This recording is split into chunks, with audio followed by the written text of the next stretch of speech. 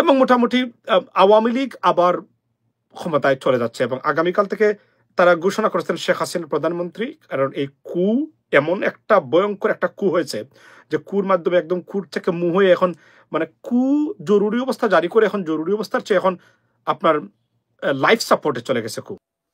বাংলাদেশে যাই হচ্ছে সবকিছু পূর্ব পরিকল্পিত, যা হচ্ছে তা কোনো কিছুই হঠাৎ করে হওয়া নয়।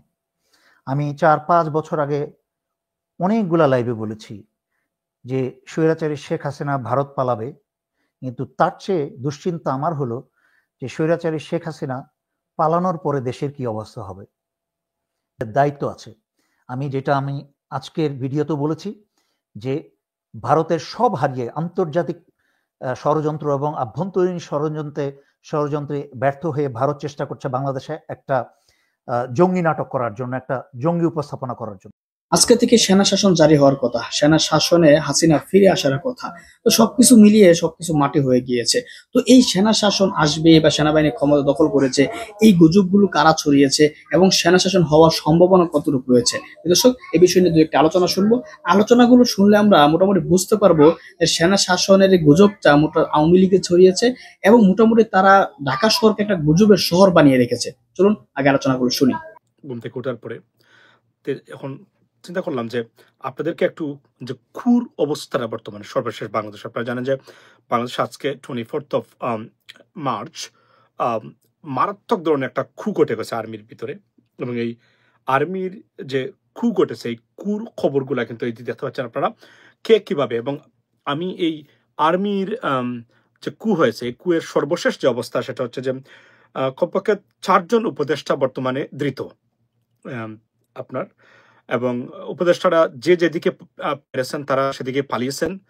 কোন উপদেষ্টার কেউ জায়গাতে নেই। ডক্টর মোহাম্মদ ইউনূস উনিও দেশ ছেড়ে পালিয়েছেন এবং আপনার আর্মি ক্ষমতা নিয়ে গেছে, ক্ষমতা নিয়ে শেখ হাসিনাকে বলেছে আসার জন্য।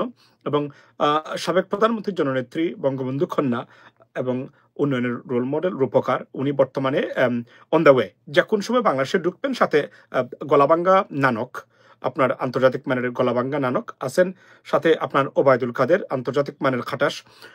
এবং মোটামুটি আওয়ামী লীগ আবার ক্ষমতায় চলে যাচ্ছে এবং আগামীকাল থেকে তারা ঘোষণা করেছেন শেখ হাসিনা প্রধানমন্ত্রী। কারণ এই কু এমন একটা ভয়ঙ্কর একটা কু হয়েছে যে কুর মাধ্যমে একদম কুর থেকে মুহ হয়ে এখন মানে কু জরুরি অবস্থা জারি করে এখন জরুরি অবস্থার চেয়ে এখন আপনার লাইফ সাপোর্টে চলে গেছে কু। স্বপ্নে খোয়াব দেখে না, এটা আপনি দেখতেছেন এই যে বাংলাদেশ আর্মির পেজ, যেটা এই পেজে কুয়ের খবরগুলো আপনারা দেখতে পাচ্ছেন যে কি ধরনের মানে খু করতেছে বর্তমানে বাংলাদেশে। এই দেখেন একটা এই যেখানে খু করতেছে। তো এখন আসি মূল জায়গাতে। এতক্ষণ I was teasing with you, ladies and gentlemen. I don't normally do that because I take it very seriously, but you know sometimes you got to make fun out of it, right? কু থেকে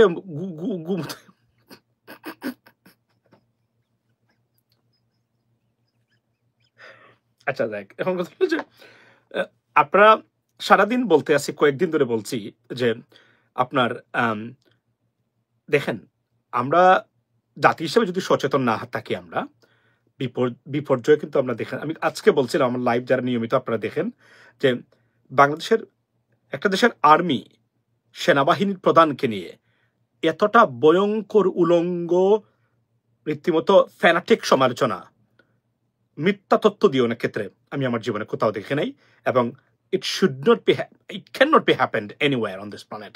But বাংলাদেশে এখন যা করতেছে unprecedented, look like unstoppable, এবং সেনাবাহিনীকে বিতর্কিত করা, জনগণের মুখোমুখি দাঁড় করিয়ে দেওয়া, তাদের মনোবল ভেঙে দেওয়া। ঠিক বিডিআর ম্যাসাকার ঘটনায় যেভাবে সেনাবাহিনীকে ধ্বংস করা হয়েছিল, বর্তমানে সোশ্যাল মিডিয়া কেন্দ্রিক। ও বাই দ্য ওয়ে, আচ্ছা আমি এটা বলে রাখি, thank you so much brother Syed. বাংলাদেশের স্বৈরাচার বিরোধী ক্রিকেটার, স্বৈরাচারদের আতঙ্ক ভিতরে ছিল তামিম ইকবাল, বাংলাদেশ ক্রিকেট দলের অধিনায়ক, খুবই অসুস্থ। He is on life support, ladies and gentleman. I mean I just came to know, so we pray for his quick recovery. May Allah grant his quick recovery, ladies and gentlemen. আল্লাহর কাছে আমরা দোয়া করি উনাকে যেন, এবং উনি heart attack করেছেন। It's so sad, like একজন অ্যাথলেট হার্ট অ্যাটাক করেছেন এই বয়সে, জানি না আল্লাহর ইচ্ছা কি, তো আমরা ওনার আশু রোগ মুক্তি কামনা করি। By the way, let me go back to the point. So আমি বারবার বলছিলাম যে আজকেও আমি বলেছি যে বাংলাদেশে আপনি সারাদিন যদি আর্মি এবং জনগণ বাংলাদেশে একে অপরকে পিটায়, তারপরে বাংলাদেশের সেনাবাহিনী খু বা জরুরি অবস্থা বা এই ধরনের কাজ করবে না কখনো। মানে সেনাবাহিনী কেন্দ্রিক প্রধান উপদেষ্টা যদি জরুরি অবস্থা ঘোষণা করতে চান উনি করতে পারেন, কিন্তু সেনাবাহিনী ডক্টর মোহাম্মদ ইউনূসের কাছ থেকে ক্ষমতা নিয়ে সেনাবাহিনী এই কাজ প্রথম কথা হলো তারা করবেই না। এই সেনাবাহিনী যে নতুন প্রজন্মের যে সেনাবাহিনী এরা ডিফারেন্ট, এরা জানে এটা কনসিকুয়েন্স কি। সেকেন্ড থিং হলো সেনাবাহিনীর মানে ডক্টর মোহাম্মদ ইউনূস সরকারের বিরুদ্ধে কু করে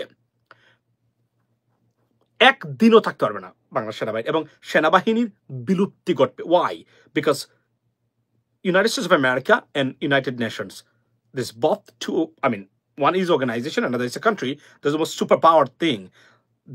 This government, I mean, Dr. Mohamed government, strongly and heavily supported by them. So, এদের উপরে আপনি দেখেন সেনাবাহিনী একটা প্রশ্ন করেছিল, একটা ফোন করেছিল যে আপনাদের এঙ্গেজমেন্ট এবং কোনো কারণে যদি আপনার একটা গুলি চালান সাধারণ জনগণের উপরে, যারা আপনার বর্তমানে তখনকার সময় জুলাই অগাস্ট বা বিপ্লবের সময় একটা ঘটনা ঘটান, তাহলে কিন্তু আপনারা দ্যার ইজ এ কনসিকুয়েন্স। এটা বলার পরে কিন্তু এটা উনি নিজে বলেছেন আপনার এই বিবিসির সাথে সাক্ষাৎকারে হার্টকের এন্ডুন নীলের সাথে, যে এরপরেই বাংলা সেনাবাহিনী সব মানে কার্যক্রম এবং ফেসিস্ট গভর্নমেন্টকে তারা তাদের যে আজ্ঞাবহ অফিসার ছিলেন তারা সমর্থন থেকে মানে সরে এসেছেন, যে কারণে সেনাবাহিনী কোনো ধরনের এঙ্গেজমেন্টে না হলে রক্তাক্ত হতো অথবা আরো কয়েক হাজার মানুষ মারা যেত, সেনাবাহিনী এঙ্গেজ হতো ঠিক মতো, তারা হয় নাই। বাংলাদেশ সেনাবাহিনী আমি লিখে দিতে পারি, take a note right now, write it down, guarantee বাংলাদেশের সেনাবাহিনী ডক্টর মোহাম্মদ অন্ততপক্ষে ইউনূসের বিরুদ্ধে কখনো কু করবে না, তার বাহিরে কখনো যাবে না। কারণ না হলে যদি যায় তারা, তাহলে বাংলাদেশের সেনাবাহিনীর বিলুপ্তি ঘটবে, এটা আমি আপনাকে বলতে পারি। ভবিষ্যতে কোনো কিছু জানি না, তবে একটা জায়গাতে যতক্ষণ পর্যন্ত যদি ইউনাইটেড স্টেটস অফ আমেরিকা কোনো কারণে তারা মনে করে তখনকার সময় মোস্ট আনলাইকলি, এবং এই গভর্নমেন্টকে heavily supported by them. So therefore and then United Nations doctor Mohammad Yunus যদি একটা চিঠি লিখে এই ঘটনার পরে বাংলা সেনাবাহিনীকে বিলুপ্ত করে দিবে, থাকবে না অস্তিত্ব সেনাবাহিনীর। প্রথম কথা হলো এগুলো হচ্ছে একদম রিয়েলিটি। আর সেকেন্ড থিং হলো এই যে অফিসার্সরা নতুন প্রজন্মের, they are not that kind of aggressive. We used to see, in Bangladesh Army, they know the consequence. They're very modern and very contemporary officers and very young. They know the consequence. They wouldn't do that. And second thing, they cannot do that. It is prohibited. It's blocked. They cannot do that. এই ক্ষেত্রে যখন সেনাবাহিনীকে এই ধরনের সারাদিন কু হয়ে যাচ্ছে, জরুরি অবস্থা হয়ে যাচ্ছে, জরুরি অবস্থা যদি ডক্টর মোহাম্মদ ইউনূস ঘোষণা করেন, yes he can, বাট সেনাবাহিনী অতিরঞ্জিত কোনো কাজ করতে কখনোই যাবে না, because they know the consequence. এবং জাতিসংঘের সাথে এমন ঘনিষ্ঠ সম্পর্ক বাংলাদেশে কোনো আপনার হেড অফ স্টেটের কখনোই ছিল না, এখনো নাই। উইদিন 24 hours এর ভিতরে বাংলা সেনাবাহিনী will be abolished. I can tell you that by the United States and the American government. Right now we can tell you that, right? So, and then তারা করবে না। এটা বাস্তবিক পক্ষে বহির্বিশ্বে এখন আর এই কুয়ার কোনো জায়গা নেই মানে পৃথিবীতে, আর বাংলাদেশ তো সেটা করবে না, আপনারা জানেন সেটা। এই যে প্রতিদিন এটা ঘুরানো হয় যে বাংলাদেশে কু হচ্ছে যে কোন সময়, আমি অনুরোধ করব ladies and gentleman, brothers and sisters, please stop this propagandist news. You are destroying our military and demotivating, getting good service from them. Do not do that. Why you are targeting military? Yes, চুপ্পুকে রাখা, president চুপ্পুকে, with due respect mister president, আপনাকে এই পজিশনে রাখাটা কতটা ভুল হয়েছে সেটা জাতি মাসুল দিয়ে, we can pay heavy price for that bad decision. চুপ্পুকে জায়গাতে রাখা, general Waker is not a big problem, the problem is Chuppu. মনে রাখবেন প্রেসিডেন্ট চুপ্পু, বিকজ আমি যেটা I heard that 24/7 he is working behind the scene to reinstate or rehabilitate Awami League back into power. Particular Sheikh Hasina. মনে রাখবেন শেখ হাসিনার একজন অন্ধ বক্তা হচ্ছেন চুপ্পু, রাষ্ট্রপতি চুপ্পু। সীমাহীন অন্ধ নয়, বলতে গেলে লেটে পেটে খাওয়া একজন মানুষ, এবং উনি প্রেসিডেন্ট হওয়ার কোনো যোগ্য একজন মানুষ না। উনাকে নিয়ে আসছেন ওনারা।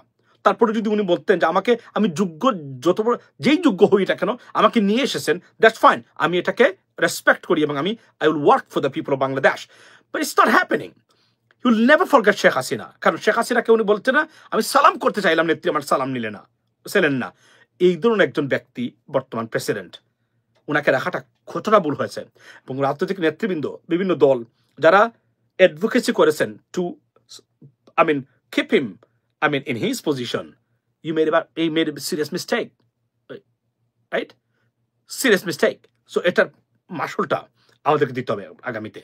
কিন্তু অ্যাপার্ট ফ্রম দ্যাট বলছি যে বারবার বলছি, আজকেও বলছি, বাংলাদেশ সেনাবাহিনী কখনো কোনো কু করবে না, কখনো কোনো ধরনের জরুরি অবস্থা জারি করবে না। এবং আওয়ামী লীগের যে স্বপ্নটা, এটা দুঃস্বপ্নই থেকে যাবে। কারণ কু করে 24 আওয়ার্স সেনাবাহিনী টিকতে পারবে না বাংলাদেশে। করবে। এবং আমি আবার বলি, এটা করবে না সেনাবাহিনী। এটা very smart officers. You get to understand that the very contemporary young generations, right? They know আন্তর্জাতিক রাজনীতি যারা জানে কি হতে পারে তার কনসিকুয়েন্স, তারও সেটা জানে। সো এই কাজটা করবে না কখনো। That's the bottom line, ladies and gentleman. কিন্তু আননেসেসারি কু দিয়ে এমন একটা প্রপাগান্ডা রিমার সৃষ্টি করা হচ্ছে মানুষের মনে। আমি অনুরোধ করবো, ladies and gentleman, brothers and sister, please stop it. You are crossing the limit. You already crossed the red line. Do not do that. Do not play with the army. It is, I mean, honestly speaking, and I'm telling you with great concern and regret that you are doing every single day, and you are demotivating Bangladesh army and you're putting everyone's lives at risk. Do not do that. Stop right now. It's not going to happen because আমি যে guarantee দিচ্ছি। Why I do that? Because United Nations and America কে ডিঙ্গিয়ে পৃথিবীর কোনো দেশের ক্ষমতা পরিবর্তন হয় না, পরিবর্তন কেউ করতেও পারবে না যদি আমেরিকা না চায়। তারা যদি মনে করে না, I don't care about Bangladesh, that's fine, but they're not going to do that. Bangladesh is a very close partner of the United States in this area, right? So you know, it's not going to happen. It's a laughable stock. আমি যদি বলি যারা এখানে বলছেন, so আমি অনুরোধ করবো, please do not target Bangladesh army. You can criticize them very softly, but the way we criticizing Bangladesh army and the chief of army, General Wakar, it is unprecedented, ladies and gentlemen. পৃথিবীর কোথাও existing সেনাবাহিনী প্রধানকে এবং সেনাবাহিনীকে নিয়ে এমন নেক্ষারজনক সমালোচনা আমি পৃথিবীর কোথাও দেখি নাই। You can, constructive criticism, no one is above the law, and he's not. But the way we do it every single day, it's wrong. And that's why we have these problems right now, right? So we're going to stop it. And there'll be no coup, no emergency from the army or military. If Dr. Mohamed Yunus, declare anything else, it's a different thing. But they wouldn't do that because tara jane that every move of army being watched by the United Nations and America. That's the bottom line, right, sir? Oh, thank you so much, brother. So, Saiful সম্ভবত। So that's the bottom line, ladies and gentleman. এখানে আমি রেখে দিতে পারি আপনাদেরকে। আমি দেখালাম এটা স্লাইড শো চলছে বর্তমানে সেনাবাহিনী নিয়ে। তো এই জন্য আমরা বলছি আমরা যেন এই কাজটা থেকে বিরত থাকি। It's not going to happen. World বৈশ্বিক রাজনীতি এবং জিওপলিটিক্স সবকিছু মিলে, ইয়েস, ভারত চাইবে বাংলাদেশকে ডিস্টেবিলাইজ করতে, আর্মিকে যে কোনভাবেই হোক উত্তেজিত করতে, কিন্তু আর্মি উত্তেজিত হয়ে পারবে না। কারণ জেনারেল জিয়ার মতো জেলে ছিল, এই ধরনের অফিসার যারা আছে এরা এই ধরনের ঘটনা ঘটাতে পারে। কারণ ওই জেনারেল জিয়া ছিল একটা অ্যানিমেল, আস্ত একটা প্রাণী। তার বাচ্চায় কোনো কিছু নাই, তার কোনো দরদ নাই, যাইছে তাই করতো, মানুষকে খুন করে ফেলতো হাসতে হাসতে। এই অ্যানিমেলটা, এবং ওই student by Awami League Sheikh Hasina. So those animals, even in army, the left already, right? So ওই ধরনের অ্যানিমেলস আর নাই, আর এই কাজটা কখনোই করবে না। কারণ তারা জানে যে রিটেলিয়েশন, এবং আর বাংলাদেশ আওয়ামী লীগের হয়ে এ কাজ করতে যাবে না। কারণ আওয়ামী লীগ যেখানে Awami League itself non-existent in Bangladesh. That's the bottom line. So no one would dare to do that, ladies and gentlemen. So it's a wrong, false information.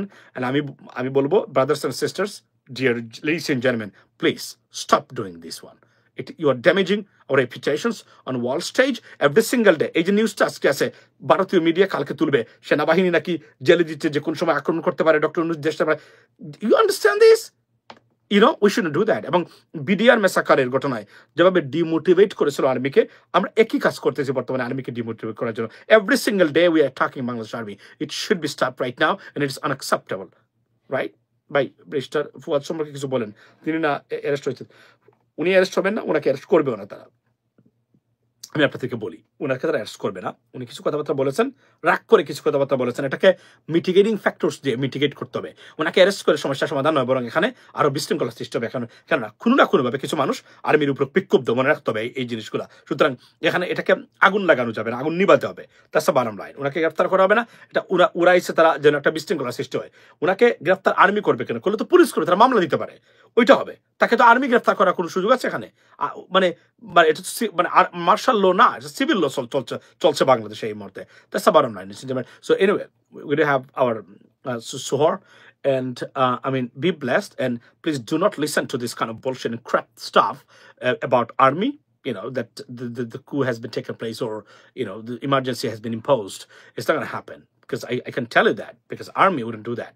They know the consequence. Have a good day. And দেশপ্রেমিক বাংলাদেশি, দেশে বিদেশে যে যেখানে আছেন, আসসালামু আলাইকুম। আমি সাধারণত লাইভে খুব কমই যাই, দেখছি আপনারা কতজন হয়েছেন, তারপরে আমি কথা বলা শুরু করতে চাই। আপনাদের প্রশ্ন থাকলে প্রশ্ন করতে পারেন, আমি চেষ্টা করব উত্তর দিতে।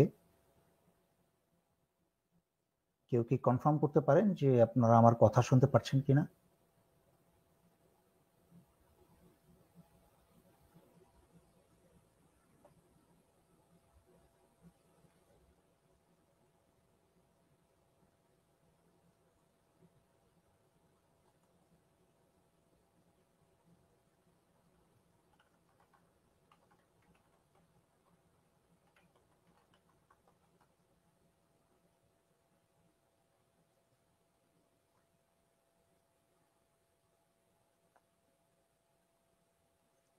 যেহেতু এমন একটা বিষয়, আমি একটু অপেক্ষা করছি, বাকি অনেকেই হয়তো বা আসুক যারা শুনতে ইচ্ছুক, কারণ দেশটা এমন একটা ক্রান্তি লগ্নে, আমরা কোনো মিথ্যা গুজবে ছড়াতে চাই না, কোনো মিথ্যা গুজব শুনতেও চাই না, কারণ দেশের মানুষ এমনিতেই অনেক অশান্তিতে আছে, অশান্তি আর বাড়াতে চাই না। বাংলাদেশে কোনো গৃহযুদ্ধ চাই না, বাংলাদেশের সাধারণ জনগণ ভুক্তভোগী হোক তা চাই না। একই সাথে বাংলাদেশের জনগণের একটা শক্তিশালী প্রতিষ্ঠান সেনাবাহিনীর বদনাম হোক তাও চাই না। এই সকল বিষয় নিয়ে বহু বছর পরে আমি সরাসরি লাইভে এলাম। অন্য সময় আমি রেকর্ড করা ভিডিও প্রকাশ করি, কিন্তু আমি আজকে আমার রাত 2:30 বাজে, আমি আপনাদের কাছে লাইভে এলাম শুধু মনে থেকে আপনাদের আল্লাহর রহমতে ভয় দূর করার জন্য।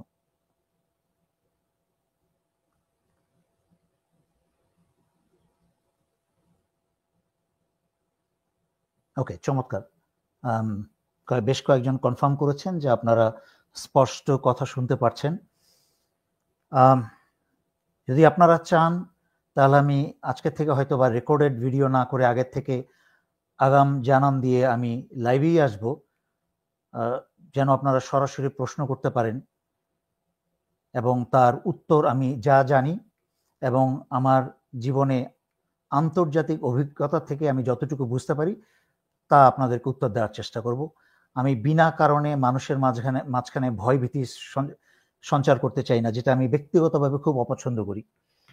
বিনা কারণে মানুষকে, এমনি দেশের মানুষ অনেক কষ্টে আছে, সুতরাং খামাখা আমি ওই জনপ্রিয়তা বাড়ানোর জন্য বা ভিউ বাড়ানোর জন্য ভিডিও আমি করি না। এই জন্য আপনারা অনেকেই অভিযোগ, কেন আমাকে সবসময় দেখতে পান না, কারণ কোনো বলার কিছু না থাকলে খামাখা এসে করবোটা কি? আমি তো ভিডিও করে কোনো ব্যবসা করি না, আমি কোনো অর্থ উপার্জন করি না। আমি আমার নিজের বরঞ্চ ব্যবসা বাণিজ্য সবকিছু বাদ দিয়ে আমি দেশ নিয়ে আপনাদেরকে নিয়ে পড়ে থাকি। যাই হোক, আমি প্রথমেই বলে নিতে চাই যে সাংবাদিক কনক সরারের প্রতি আমার অনেক শ্রদ্ধা, এবং আমার জানা মতে উনি কখনো মিথ্যা বা গুজব প্রচার করেন না, এবং যেই দুই একজনকে বিশ্বাস করি তার মাঝখানে একজন ইলিয়াস, আরেকজন হচ্ছে সাংবাদিক কনক সরোয়ার, কারণ ওনাদের সাথে আমার অনেক বছরের সম্পর্ক। স্বৈরাচারী শেখ হাসিনার বিরুদ্ধে আমি বাংলাদেশে প্রথম মিডিয়া যুদ্ধ শুরু করি, তারপর কিছুদিন পরেই কনক সরোয়ার আমার সাথে যোগাযোগ করেন এবং আমাকে ওনার অনুষ্ঠানে বেশ অনেকগুলা প্রোগ্রাম করেন।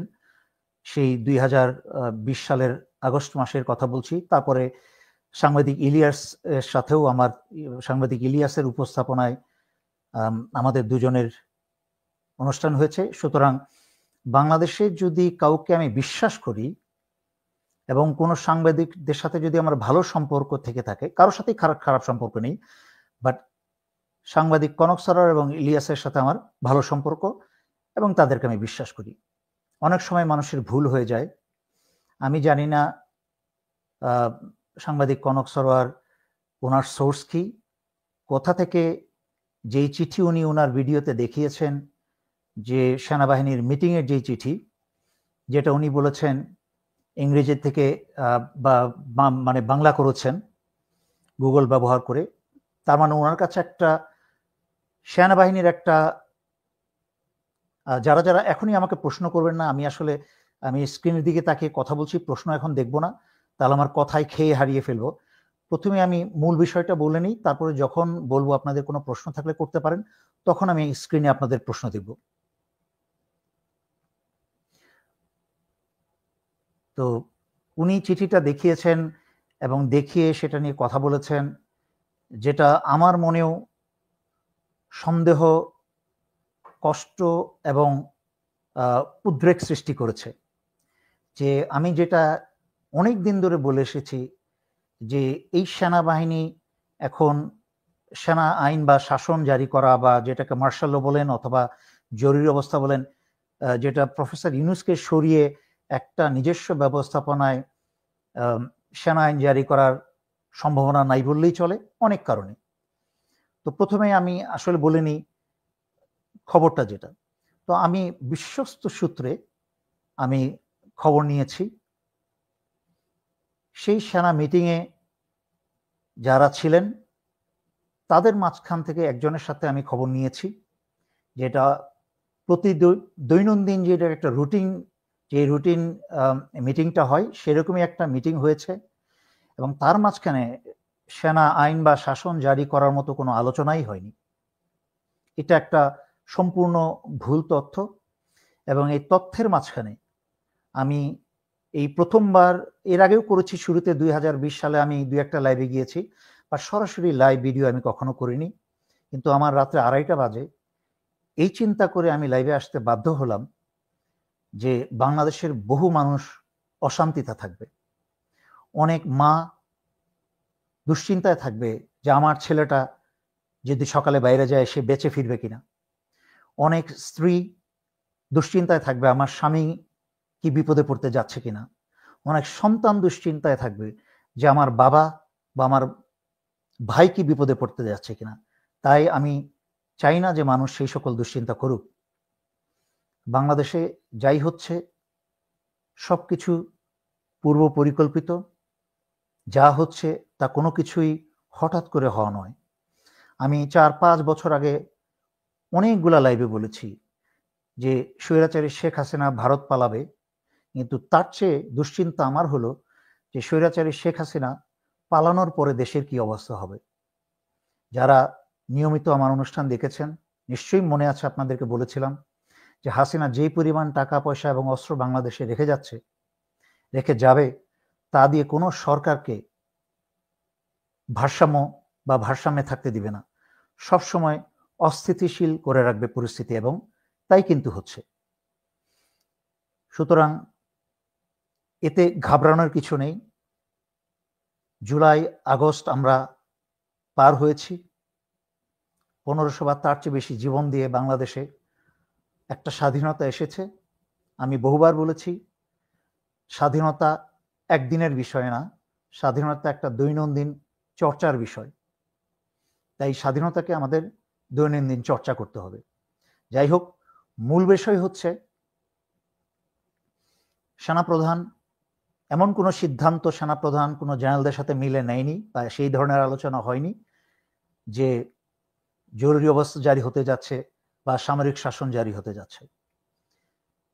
এই খবরটা সম্পূর্ণ ভুয়া। এবং এখন আপনাদেরকে আমি কিছু যুক্তি দিয়ে কিছু কথা বলতে চাই। কেন সেনাবাহিনীর পক্ষে এই মুহূর্তে সেনা আইন বা জরুরি অবস্থা দেওয়া, আমি বলবো না সম্ভব, কথাটা ব্যবহার করব না, মাথার মাঝখানে বুদ্ধি না রেখে বোকামি করেও তো একটা কাজ করা যায়, হুজুগের মতো একটা জিনিস দিয়ে দেওয়া যায় যে ঘোষণা দিয়ে দিলাম জরুরি অবস্থা হয়ে গেল। কিন্তু বিবেচকের মতো সেনাপ্রধান কখনোই একা একটা সিদ্ধান্ত নেবেন না, ওনার আশেপাশের অন্যান্য জেনারেলদেরকে ডেকে, অন্যান্য অফিসারদেরকে ডেকে একটা বুদ্ধি পরামর্শ করে তারপরে সিদ্ধান্ত নেবেন। কারণ যদি উনি অন্যান্য সেনা অফিসারদের সমর্থন না পান, তাহলে একক কথায় তো আর কোনো কাজ হবে না। আচ্ছা, এখন একটা সেনাবাহিনী অফিসার যেই প্রসেসের মধ্যে দিয়ে আসে,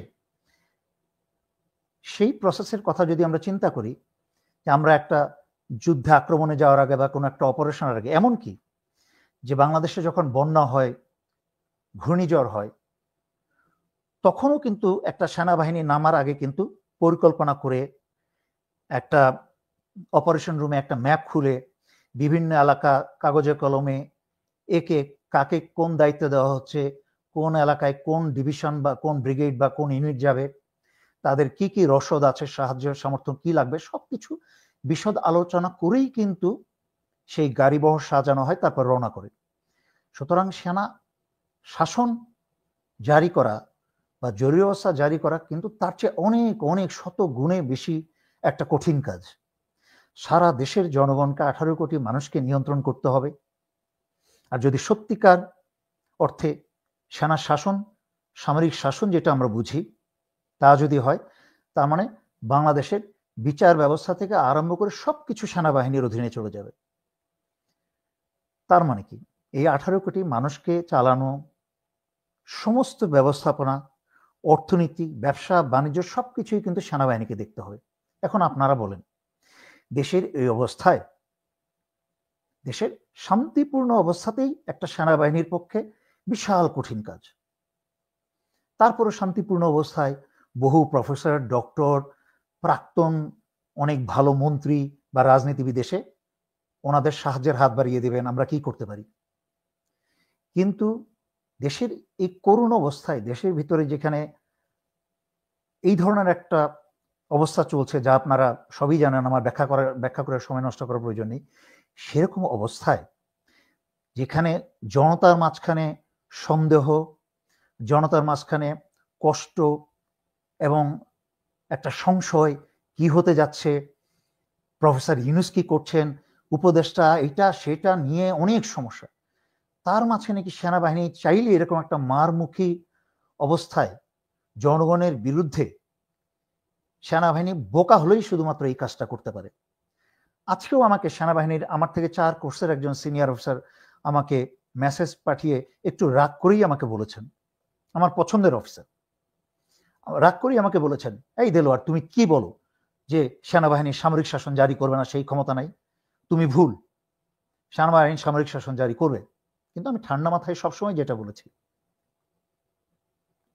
সেনাবাহিনীর সামরিক শাসন জারি করার মতো অবস্থা এখন নেই, সেটা আভ্যন্তরীণ দৃষ্টিকোণ থেকে এবং আন্তর্জাতিক দৃষ্টিকোণ থেকেও।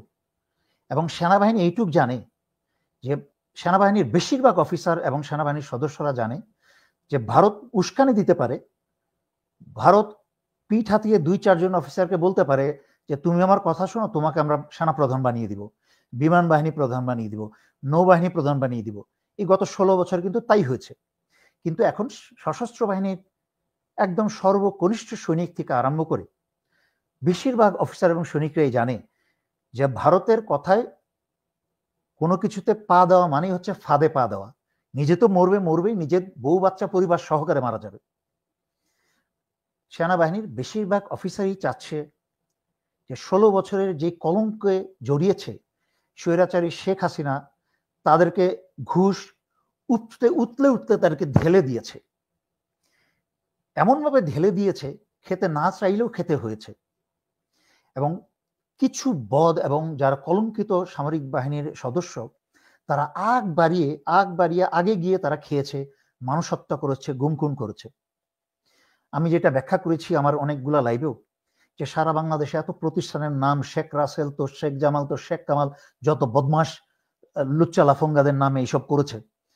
আপনি কি মনে করেন যে স্বৈরাচারী শেখ হাসিনা বলেছে এই প্রতিষ্ঠানটা হচ্ছে, এই প্রতিষ্ঠানটার নাম শেখ রাসেল দাও, ওইটার নাম শেখ জামাল দাও, এটার নাম শেখ কামাল দাও? এটা শেখ হাসিনা বা মন্ত্রীরা বলে নাই, এটা হচ্ছে সশস্ত্র বাহিনীর অতি উৎসাহী, যাদের সেনাবাহিনীতে লেফটেন্যান্ট কর্নেল হওয়ার যোগ্যতা নাই, এদের একমাত্র উপায় হচ্ছে পা চেটে তেল মেরে মেরে কি করে প্রমোশন পাওয়া যায়। সেইভাবেই কিন্তু এরা আগ বাড়িয়ে গিয়ে প্রস্তাব করেছে জেনারেলের কাছে, ব্রিগেড কমান্ডার প্রস্তাব করেছে জেনারেলের কাছে, স্যার আমি তো একটা স্কুল করছি, এই স্কুলটা শেখ রাসেল নাম দিই। আবার জেনারেল মনে মনে চিন্তা করছে, ডিভিশন কমান্ডার, আমি যদি না বলি এই বদমাইশ সাথে গিয়ে হাসিনার কাছে কথা লাগিয়ে দিবে যে আমি না বলেছি, শেখ রাসেলের বিরুদ্ধে ছিলাম। সেও চুপ করে মৌন সম্মতি বা কাগজে সাইন করে সম্মতি দিয়েছে। পাপগুলা সেনাবাহিনীতে কিভাবে হয়। কিছু পাপই আছে, কিন্তু ওই কিছু বদ এবং শয়তানের কারণে বাকিরা ট্র্যাপে পড়ে শয়তানির মাঝখানে পড়ে যায়। আমি সেটাই ব্যাখ্যা করছি। তো সেইভাবেই কিন্তু বিভিন্ন মূর্তি, বিভিন্ন ধরনের স্কুল কলেজের বিশ্ববিদ্যালয়ের ব্রিজের নাম ওই চামচা বদমাশগুলোর কারণেই কিন্তু এগুলো বেশি হয়েছে। সুতরাং সেনাবাহিনীতে 16 বছরে যা হয়েছে, যাদেরকে স্বৈরাচারী শেখ হাসিনা ঘুষ খাইয়েছে তারা খেয়েছে। আমি 2-4 জনকে চিনি, জানি নাম ধরে, যারা খেতে চায়নি বলে বিপদে পড়েছে। প্রমোশন তো পাই নাই, উল্টা বাধ্যতামূলক অবসরে গেছে এবং পরবর্তীতে বউ বাচ্চা নিয়ে কষ্টে ছিল।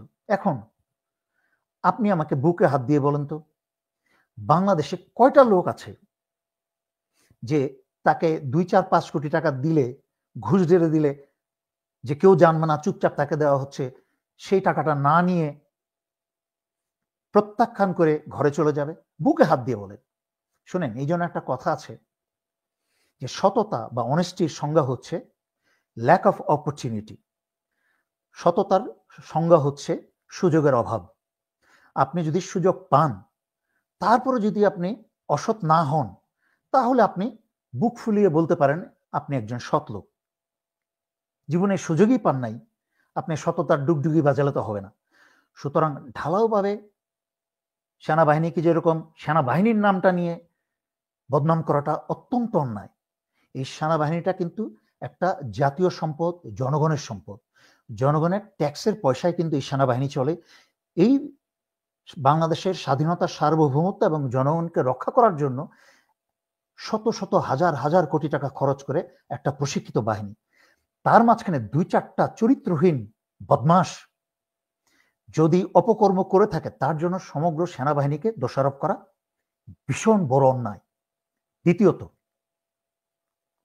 আমার গতকালকেও আমার কানে এসেছেন, একজনকে দেখেছি যাকে আমি পছন্দ করি, কথাবার্তা পছন্দ হয়, কিন্তু তার মুখের থেকে এমন কিছু কথা শুনেছি যে আমার মনে কষ্ট লেগেছে, আমি অপছন্দ করেছি।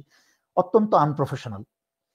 আমি এরকম একটা, যার নাম নেওয়াটাই উচিত না বা ওই প্রসঙ্গটাতে চাই না, আপনি একটা মানুষের সমালোচনা করেন, তাকে কুকুর বেড়াল বলে তো ডাকার কোনো মানে হয় না। এতে তো আপনার কথা শক্তিশালী হয়ে যায় না। আপনি একটা সেনা প্রধানকে পশু পাখির সাথে কুকুর বেড়াল বলে ডাকছেন, তাতে কি আপনার কথাটা শক্তিশালী হয়ে যায়? তা তো হয় না। আপনি যদি অসভ্য নোংরা গালিগালাজ না দিয়ে, কুকুর বেড়াল না বলে, কারণ সেনা প্রধান যখন বলেন এটা কিন্তু একটা পদ, কিন্তু জেনারেল ওয়াকার হচ্ছে একটা ব্যক্তি। সেনা প্রধান যেই পদটাকে গালি দেওয়া হচ্ছে, একটা যেই প্রতিষ্ঠান আছে, এরকম একটা বড় প্রতিষ্ঠান বাংলাদেশের, সেই প্রতিষ্ঠানের একটা সবচেয়ে বড় পদটাকে আপনি গালি দিচ্ছেন। তার মানে অতীতে যারা সেনা প্রধান ছিল এবং ভবিষ্যতে যারা সেনা প্রধান হবে, সবার চেয়ারের প্রতি গালিটা দিলেন। আপনি প্রধানমন্ত্রীকে প্রধানমন্ত্রী বলে একটা অশ্লীল গালি দিলেন, গালিটা গেলে কিন্তু অতীতের প্রধানমন্ত্রী বৌমুখ সুমুখ। আপনি বলতে পারেন স্বৈরাচারী শেখ হাসিনা, হাসিনার নাম ধরে গালিটা দেন। আপনি চুপ্পুর নামটা ধরে গালি দেন। আপনি প্রেসিডেন্ট বা রাষ্ট্রপতি বলে গালি দিলে কিন্তু ওই রাষ্ট্রপতির পদটার উপরে যায়। তাই আমার মনে হয় আবেগটাকে একটু নিয়ন্ত্রণ করে যারা যারাই বিভিন্ন মিডিয়াতে এসে, সোশ্যাল মিডিয়াতে এসে কথা বলেন, আপনাদেরও কিন্তু একটা বিশাল দায়িত্ব আছে, কারণ আপনাদের কথাগুলা কিন্তু জনগণ শোনে। এটা হচ্ছে প্রথম কথা। সুতরাং আশা করি আপনারা সবাই শালীনতার সাথে, ভদ্রতার সাথে কথা বলবেন। আমি গতকালকে টরন্টো শহরে, গতকালকে না পরশুদিন আমি টরন্টো শহরে, আমি প্রতিদিনই যাই, বাইরে থেকে বাসায় ইফতারি বানানো হয়, বাইরে থেকেও আমি কিছু ইফতারি কিনে নিয়ে আসি, বিশেষ করে হালিম বা ইত্যাদি। আমি পরশুদিন গিয়েছিলাম টরন্টোর একটা রেস্টুরেন্টে। সেখানে গিয়ে আমার একজন মুরব্বীর সাথে দেখা হলো। উনি আমাকে দেখেই উনি বললেন যে আপনার কথা শুনতে আমার খুব ভালো লাগে, অন্যদের কথা শুনতে পারি না, কারণ বউ বাচ্চা নিয়ে কথা শুনি, এই পিনাকি, তারপর উমুক সুমুক, খুব আজে বাজে গালিগালাজ দিয়ে কথা বলে, বউ বাচ্চা সামনে নিয়ে তাদের কথা শোনা যায় না। আপনার কথা আমার শুনতে ভালো লাগে। তা আলহামদুলিল্লাহ, আমি যে নীতিতে বিশ্বাস করি সেটা শুনে ভালো লাগলো, এবং আরেকটু বেশি সচেতন হলাম যে মুখ দিয়ে যেন যদি হঠাৎ করে বাজে কথা বেরোয় সেটাও আমার সামলে বলতে হবে। এবং যারা সাংবাদিক আছেন, এবং বিশেষ করে আমি স্বৈরাচারীর বিরুদ্ধে, আমি সাংবাদিক কনক সরোয়ার, সাংবাদিক ইলিয়াস, আমরা স্বৈরাচারী শেখ হাসিনার বিরুদ্ধে মিডিয়া যুদ্ধ শুরু করার পরে যারাই বিভিন্ন ইউটিউবার, তথাকথিত ইউটিউবার হয়ে যোগ হয়েছেন, প্রথম কথা হচ্ছে আপনারা একটা সংবাদ শুনলেই, সকল সংবাদই কিন্তু ব্রেকিং নিউজ না। একটা ব্রেকিং নিউজে আপনি চলে আসলেন, আর বাংলাদেশের সব মানুষ তো, আমি ঢালাওভাবে কিছু বলতে চাই না, বাংলাদেশের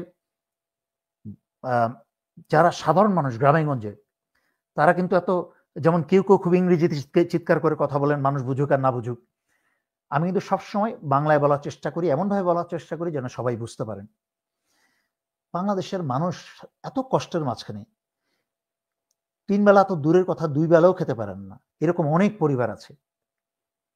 আমার কাছে পরশুদিন একজন মেসেজ পাঠিয়েছে সাহায্য চেয়ে। আমি আল্লাহর রহমতে আমি রমজান মাসে আমি বলতে চাই না কোথায় কি করি, বা তারপরেও একজন মানুষ আমি, আমার তো আমার বিশাল কোনো ইয়ে নাই যে আমি সবাইকে বিতরণ করে বেড়াবো, তারপরে যতটুক পারি করি আল্লাহর রহমতে।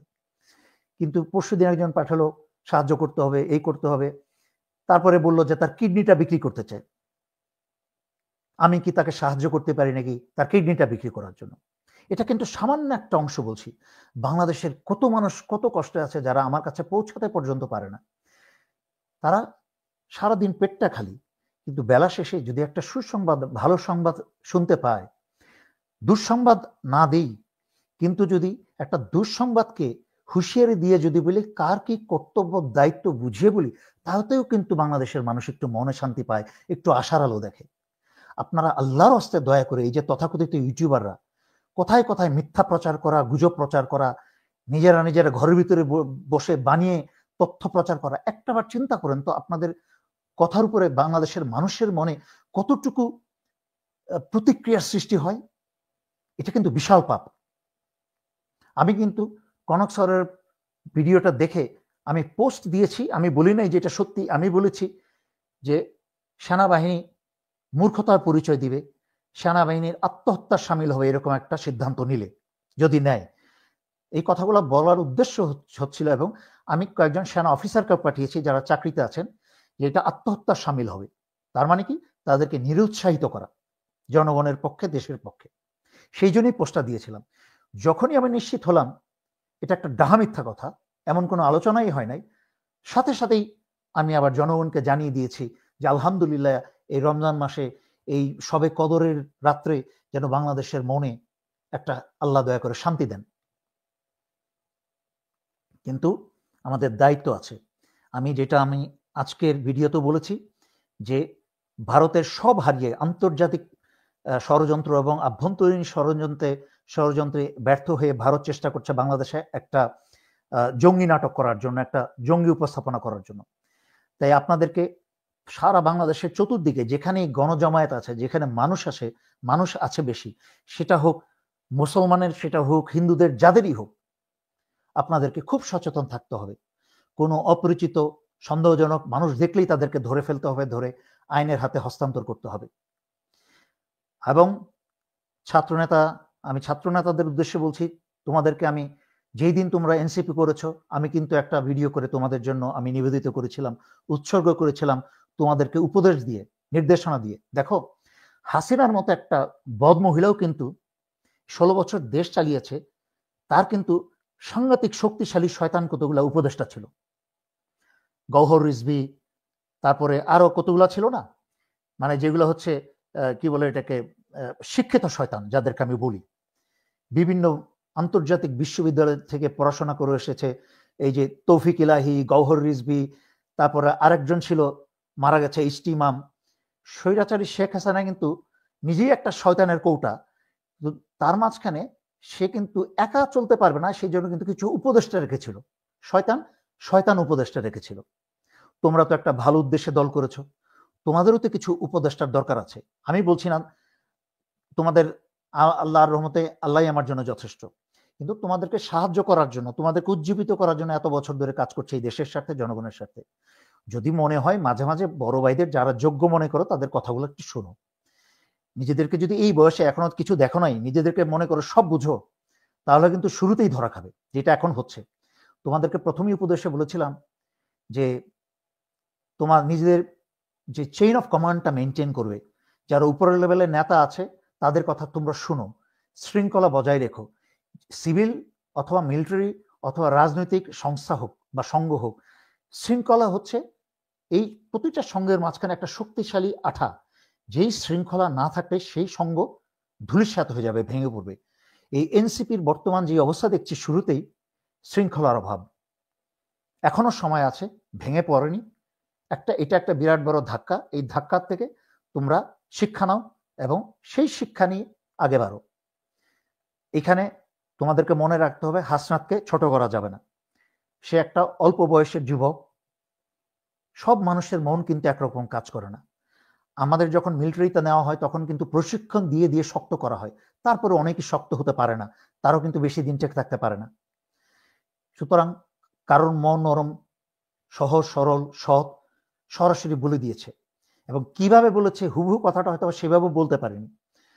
আবার সার্জিস অনেকটা ডিপ্লোম্যাটিক্যালি কথাটাকে সে আবার কারেক্ট করার চেষ্টা করেছে। যাই হোক, হোয়াট এভার ইট ইজ, আমি সেটা নিয়ে বসে থাকতে চাই না। আমাদের দেশে অনেক বড় বড় সমস্যা আছে, এটা নিয়ে বসে থেকে সময় নষ্ট করার সময় নেই। তবে দেশে এবং বিদেশে বসে যারা গৃহযুদ্ধ লাগানোর চেষ্টা করছেন, সেনাবাহিনীকে জনগণের বিরুদ্ধে লেলিয়ে দিয়ে বা জনগণকে সেনাবাহিনীর বিরুদ্ধে লেলিয়ে দিয়ে যেই ভয়ঙ্কর খেলা খেলে যাচ্ছেন,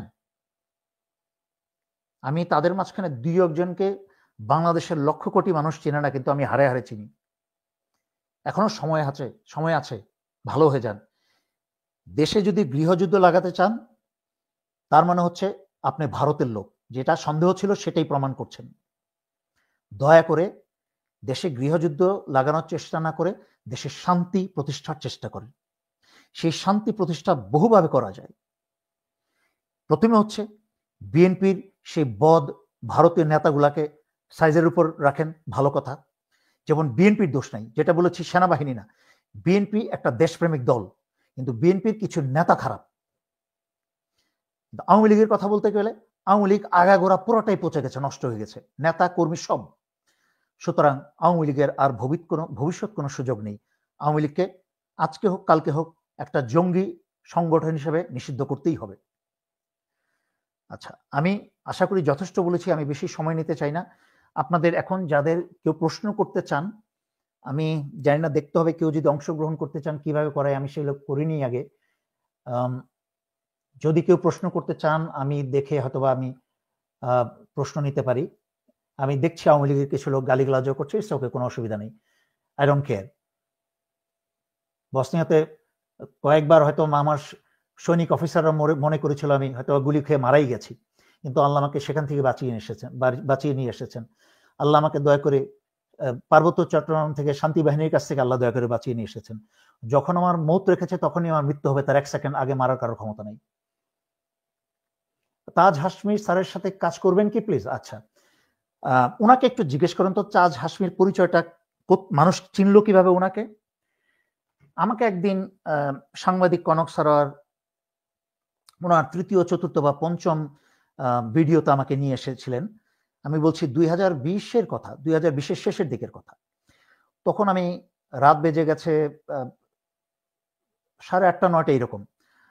তখন আমি কনক ভাইকে বললাম, কনক ভাই, আমি একজন ব্যক্তিকে চিনি যিনি বহু বছর ধরে আমার ফেসবুকে আছেন, মাঝে মাঝে একটু উল্টাপাল্টা পোস্ট দেন, হাসিনাকে বেগম জিয়াকে গালিগালাজ করে। আমি একটু অবাক হই, ডক্টর নামের আগে ডক্টর, এমন গালিগালাজ কেন দেন? ওনার মতো একটা শিক্ষিত লোক এরকম অশ্লীল গালিগালাজ করা ঠিক না। বাট লোকটা কিন্তু যুক্তরাষ্ট্র এবং কানাডায় অনেক বড় বড় বিশ্ববিদ্যালয়ের শিক্ষক ছিলেন এবং বাংলাদেশ সেনাবাহিনীর অনেক সিনিয়র জেনারেলের শিক্ষক ছিলেন। ওনাকে কি আমরা নিয়ে আসতে পারি আমাদের অনুষ্ঠানে? কনক ভাই বললেন, ঠিক আছে, নিয়ে আসেন। ওনার সাথে আমি সাথে সাথেই যোগাযোগ করলাম। যোগাযোগ করে ডক্টর তাজ হাশমির সাথে এই রমজান মাসে, মিথ্যা কথা আমি এমনিও বলবো না, বাট মিথ্যা কথাগুলো বুঝুন নাই, কনক স্যার আর ভাইও সাক্ষী আছেন। তো আমি ওনাকে বললাম, উনি যাই হোক, উনি কথা দিয়েছিলেন 10টা 10:30টার মধ্যে আসবেন। আমরা 12টা পর্যন্ত অপেক্ষায়, ওনার কোনো খবর নেই।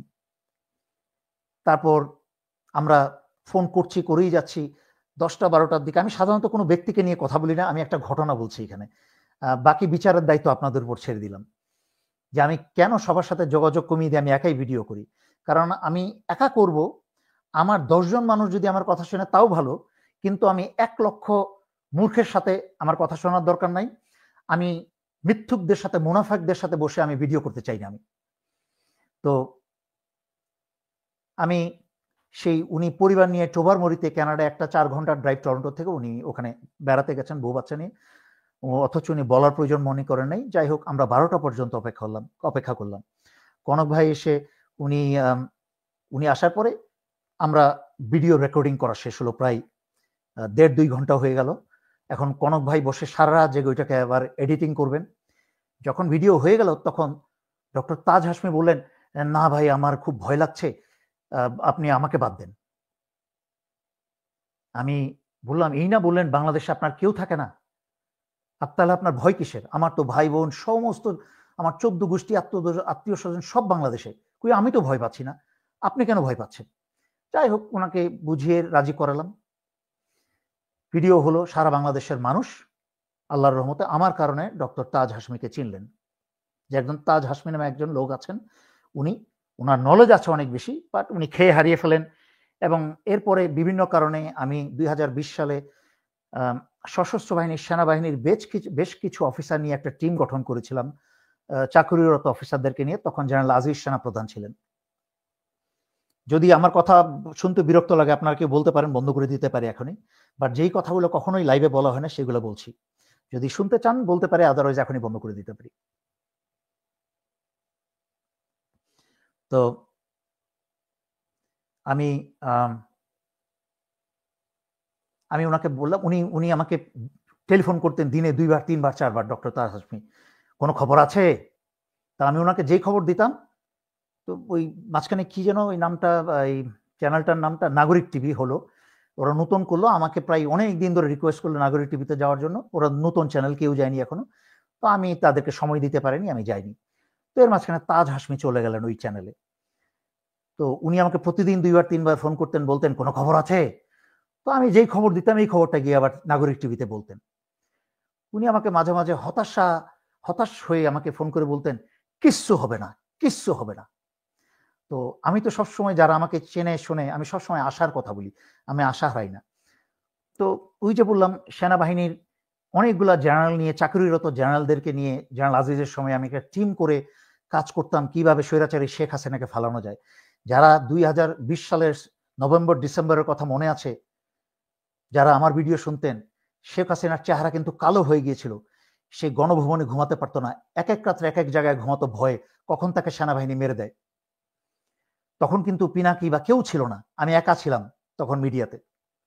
এখন আমাকে বাঙালি যেভাবে ভুলে যায় মানুষকে, সেভাবে বেশিরভাগ মানুষ ভুলে গেছে। এখন অনেকেই মনে করে আমাকে নতুন দেখছে। যাই হোক, তো আমি তাজ হাশমিকে বললাম, একটা সুসংবাদ দিচ্ছি, কিন্তু ওয়াদা করেন কাউকে বলবেন না। উনি বলল ঠিক আছে। আমি বললাম, সেনাবাহিনীর ভিতরে এই একটা কাজ হয়েছে, বাইরে এরকম একটা কাজ হবে, সেই কাজের পরে এরকম একটা কাজ হবে, ইনশাল্লাহ সেনাবাহিনী ক্ষমতা নিয়ে নেবে। উনি করলেন কি, নাগরিক টিভিতে গিয়ে, এই ওয়াদা করে ওনাকে কথাটা না বলতে বললাম, নাগরিক টিভিতে গিয়ে পাবলিকের সামনে কথাটা বলে দিলেন। আমি এতটাই হতাশ, এতটাই কষ্ট পেলাম যে কাকে বিশ্বাস করব। এরপরে থেকে আমি এদের সাথে কথাবার্তা, এদের সাথে যোগাযোগ সব বন্ধ করে দিয়েছি। তো যাই হোক, মূল কথা হচ্ছে, অনেকেই বলেন আপনি অমুকের সাথে করেন না কেন, সমুকের সাথে বলেন না কেন। আমি আর নাম নিয়ে বললাম না। তখন আর একটা কথা বলি, যখন আপনাদের পরিচিত 2 জন মানুষ খুব পছন্দ করেন, আমি ওনাদের সাথে মাত্র ভিডিও শেষ করেছি, ওনারা 2 জনই আমাকে ধরে বসলেন, দেলোয়ার ভাই আপনাকে তো একটা প্ল্যাটফর্ম নিয়ে থাকতে হবে। আমি বললাম, প্ল্যাটফর্ম মানেটা কি? বললেন, এই ধরেন হয় আওয়ামী লীগ নয় বিএনপি। আমি তারেক রহমানের সমালোচনা করেছিলাম, এই জন্য ওনাদের কষ্ট লেগেছে, ওনারা 2 জনই আমাকে ধরে বসেছেন। এখন কিন্তু ওনারাই তারেক রহমানকে বা বিএনপিকে ঝাড়েন সকাল বিকাল। তখন আমি কিন্তু তখন থেকে এত বছরে কোনোদিন আমার নীতি বদলাই নাই, সেই নীতিতেই আছি। কিন্তু ওনারা নীতি আজকে বদলান, আবার কালকে বদলান। যাই হোক, আমি ব্যক্তিগতভাবে কারোর সমালোচনা করতে চাই না। অনেকেই জিজ্ঞেস করছেন পিনাকির সম্পর্কে বলতে হলে একটা ঘটনা দিয়ে বলতে হয়। একদিন শহীদ জিয়াউর রহমান, ওই আমলে তো প্রেসিডেন্টরা, প্রধানমন্ত্রীরা নিজেরা গাড়ি ড্রাইভ করতো, পাশে বিশ্বস্ত লোক নিয়ে। এখন তো সবাই রাজা বাদশাহ হয়ে গেছে, সবাইকে চাকর বাকর মনে করে। তো একসময় শহীদ জিয়া রহমান নিজে ওই পুরোনো আমলের আর্মি জিপগুলা চালাচ্ছিলেন। ওনার পাশে সামনের সিটে বসা ওনার সামরিক সচিব তদানীন্তন মরহুম মেজর জেনারেল সাদিকুর রহমান চৌধুরী। তো উনি একটা শহীদ জিয়া রহমান পাবলিক মিটিংয়ে যাচ্ছিলেন। তো জেনারেল সাদিকুর রহমান চৌধুরী ওনাকে জিজ্ঞেস করলেন যে স্যার, উনি ওনাদের মাঝখানে ইংরেজিতে কথা হচ্ছিল, আমি বাংলায় বলছি, স্যার আপনি তো পাবলিক মিটিংয়ে যাচ্ছেন, আপনি কি শেখ মুজিব সম্পর্কে কিছু বলবেন? শহীদ জিয়া রহমান, আমার তো গোফ নেই, শহীদ জিয়া রহমানের গোফটা খুব সুন্দর, একটা ম্যানলি পুরুষের মতো গোফ। তো সেই গোফের নিচে থেকে মুচকি হেসে, খুব বিজ্ঞের মতো মুচকি হেসে উত্তর দিয়েছিলেন, সাদেক, শেখ মুজিবকে ইতিহাস তার জায়গায় বসাবে। মাশাআল্লাহ, আলহামদুলিল্লাহ, কত বিজ্ঞ লোক। উনি তখনই বুঝতে পেরেছিলেন যে 2024 সালে শেখ হাসিনার 14 গোষ্ঠী 2 মেয়ে এবং তার নাতিপুতি শেখ মুজিবকে ইতিহাসের নর্দমায় ফেলে দিবে, এবং শেখ মুজিব কিন্তু ইতিহাসের নর্দমায়। একইভাবে বলছি, ইতিহাসে যাদের সম্পর্কে প্রশ্ন করছেন তাদেরকেও ইতিহাসের সঠিক স্থানে একদিন খুঁজে পাবেন ইনশাল্লাহ। আচ্ছা, আমি বেশিক্ষণ আর লম্বা করতে চাই না, আজকে শেষ করতে চাই। বাট আপনারা যদি ভবিষ্যতে আমাকে চান, আমি এরকম লাইভে আসবো, আপনাদের সাথে হয়তো বা শিখে নেব কি করে আপনাদেরকে সরাসরি ভিডিওতে নিয়ে আসা প্রশ্ন করার জন্য। আই হ্যাভ নো ক্লু, আমি শিখে নেব অনেকের কাছ থেকে, আমি হয়তো বা মিস হাসিনা আক্তারের কাছে এসে শিখে নেব।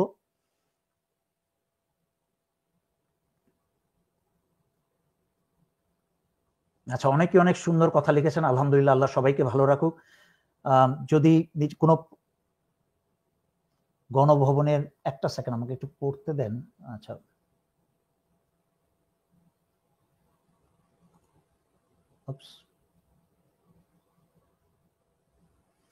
সুন্দর প্রশ্ন করেছেন। গণ অভ্যুত্থানের ঢেউ গণভবনে গেলেও বঙ্গভবনে কেন গেল না, কি কারণ বলে মনে করেন? আপনি বোধহয় আমার ভিডিও রেগুলারলি দেখেন নাই বা শুনেন না। এর উত্তর কিন্তু আমি 5ই আগস্টের পর থেকে বহুবার দিয়েছি, তারপরে বলছি। 5ই আগস্টে যখন, আমি তো বলছি তো সবার আগে 5 বছর ধরে আমি হাসিনার বিরুদ্ধে যুদ্ধ করছি, এবং 5ই আগস্টের আগে প্রায় 1 মাস আমার ঘুম হয়নি, এমনও রাত গেছে, যারা সাক্ষী জানেন। আমি কোনো রাতে 4টা-5টা করে ভিডিও করেছি আমার অসুস্থ হওয়ার অবস্থা। যাই হোক, আমি সার্বক্ষণিকভাবে ছাত্র অনেক নেতার সাথে যোগাযোগ করছিলাম, ভিডিও করছিলাম, অনেক ছাত্র নেতাদের সাথে মাধ্যমে আমি বড় বড় ছাত্র নেতাদের কাছে আমি সংবাদ পাঠাচ্ছিলাম যে তোমরা এই করো, শেখ মুজিবের মূর্তি ভাঙো, তোমরা ছবি ভাঙো, তোমরা গণভবনের দিকে অগ্রসর হও, গণভবন আক্রমণ করো। এবং সেনা প্রধানের আমি হুঁশিয়ার দিয়ে বলেছিলাম 24 ঘন্টার মাঝখানে যদি স্বৈরাচারী শেখ হাসিনা পদত্যাগ না করে তাহলে কিন্তু ক্যান্টনমেন্টের ভিতরেও জনগণ প্রবেশ করতে শুরু করবে। আলহামদুলিল্লাহ 13 ঘন্টার মাঝখানে স্বৈরাচারী শেখ হাসিনা পালিয়েছিল। যাই হোক, আমি 5ই আগস্টের পর থেকে আমি বহুবার সার্জিসের সাথে যোগাযোগ করেছি। সার্জিস এত ব্যস্ত, যেই বড় ভাই, তখন তারা হয়তোবা কলেজে পড়তো যখন আমি হাসিনার বিরুদ্ধে বিদ্রোহ ঘোষণা করেছি, অথচ সার্জিসের সময় নাই তখন। সার্জিস মেসেজ পেত, দেখতো, কিন্তু কোনো জবাব দিত না। তখন অন্যান্য ছাত্রনেতা ওকে গিয়ে বলেছে যে মেজর দেলোয়ার যোগাযোগ করছে, কেন ফোন ধরো না? তখন সার্জিস আমাকে উত্তর পাঠালো যে ভাই আমি ভীষণ ব্যস্ত, আপনি ভয়েসমেল দিয়ে রাখেন, আমি দেখে নিব। আমি বললাম সার্জিস, আমি ভয়েসমেল পাঠাচ্ছি, তুমি যেভাবে খুশি হও সেভাবে পাঠাচ্ছি, আমার টেক্সট মেসেজ না হোক, ভয়েসমেল হোক, তোমরা শুনো, আল্লাহর রাস্তে তোমরা চুপ্পুকে নামাও, বঙ্গভবন থেকে টেনে ওকে নামাও, নাহলে তোমাদের ফাঁসির রশি তোমাদের গলায় পড়তে হবে। এইভাবে ব্যাখ্যা করেছি। তারপরে যখন দেখলাম এই বাচ্চা ছেলেগুলো কথা শুনছেই না, আমি অনেকগুলো লাইভ করলাম, তার টাইটেলে আমি থাম্বনেইলে ছবি পর্যন্ত দিলাম ছাত্র নেতাদের গলায় ফাঁসি রশি, যাদের শুনে। তার কয়েকদিন পরে আমি সার্জিসকে চ্যালেঞ্জ করে আমি ওকে টেক্সট পাঠালাম, তোমরা তো অনেক বড় চ্যাম্পিয়ন হয়ে গেছো, চুপ্পুকে এখন দেখো বিপ্লব তো চুরি হয়ে গেল। আমি এতবার তোমাদেরকে বললাম যে একটা বিপ্লবী ছাত্র পরিষদ তৈরি করো, তোমরা সরকারের সাথে ক্ষমতায় বসো না, তোমরা আলাদাভাবে বিপ্লবী ছাত্র পরিষদ করো, সেই ছাত্র পরিষদের কাজেই হবে সরকারকে তদারকি করা। ছাত্রদের, জনতার, স্বাধীনতা প্রেমিক ছাত্র জনতার আদেশের বাইরে কোনো কাজই হলে সরকারকে টুটিটা চেপে ধরবে, কিন্তু তা না করে তারা দর্শক আপনারা শুনেছেন, শুনে বুঝতে পেরেছেন যে আওয়ামী লীগ আসলে কি করার চেষ্টা করছে এবং আওয়ামী লীগের মূল স্তম্ভটা কি। তারা মোটামুটি সব সময় দেশে একটা অরাজকতা মূল যদিও নেই, কিন্তু তারা সোশ্যাল মিডিয়ার মাধ্যমে এই অরাজকতা সৃষ্টি করে রেখেছে। আমি বলবো যে কৃত্রিম ভাবে করে রেখেছে এবং তারা কৃত্রিম নির্বাচন করে এরকম ভাবে সবকিছু করে রেখেছে। মোটামুটি বাংলাদেশ সেনা শাসনের কোনো অবস্থা নেই। সেনাপ্রধান আজকেও যে জুলাই গণ অভ্যুত্থানে যারা আহত হয়েছে তাদেরকে দেখতে গিয়েছিলেন, সেখানে তিনি দেখে সবাইকে কথা বলেছেন এবং সবাইকে যোদ্ধা বলেছেন, জুলাইয়ের যোদ্ধা। তো এই মুহূর্তে সেনা শাসন হবে এটা আসলে মেনে নেওয়ার মতো না। কিন্তু সেনাপ্রধান যে একটা ষড়যন্ত্র করার চেষ্টা করছেন তিনি সফল অর্জন করতে পারতেছেন না, কারণ সেটা অর্জন করা সম্ভব না।